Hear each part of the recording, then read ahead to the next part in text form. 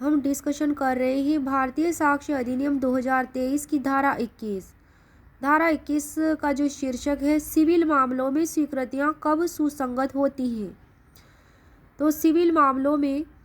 कोई भी स्वीकृति सुसंगत नहीं है यदि यह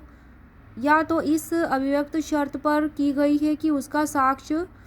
नहीं दिया जाएगा, या ऐसी परिस्थितियों के अधीन दी गई हो जिससे कोर्ट यह अनुमान कर सके कि पक्षकार इस बात पर परस्पर सहमत हो गए थे कि उसका साक्ष्य नहीं दिया जाना चाहिए। इसका स्पष्टीकरण है कि इस धारा की कोई बात किसी अधिवक्ता को किसी ऐसी बात का साक्ष्य देने से छूट देने वाली नहीं मानी जाएगी जिसका साक्ष्य देने के लिए धारा 132 की उपधारा 1 और उपधारा 2 के अधीन उसे विवश किया जा सकता है।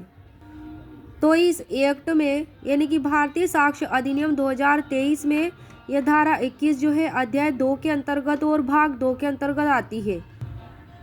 और भारतीय साक्ष्य अधिनियम 1872 के अंतर्गत यह धारा 23 के अंतर्गत भाग 1 और अध्याय 2 के अंतर्गत आती है। और इसमें स्पष्टीकरण है कि इस धारा की कोई भी बात किसी बैरिस्टर,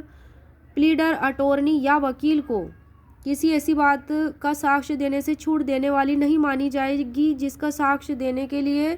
धारा 126 के अधीन उसे विवश किया जा सकता है। तो इसमें धारा 126 का उदाहरण दिया गया है, और 2023 वाले साक्ष्य अधिनियम में किसका उदाहरण दिया गया है, धारा 132 की उपधारा 1 और उपधारा 2 का।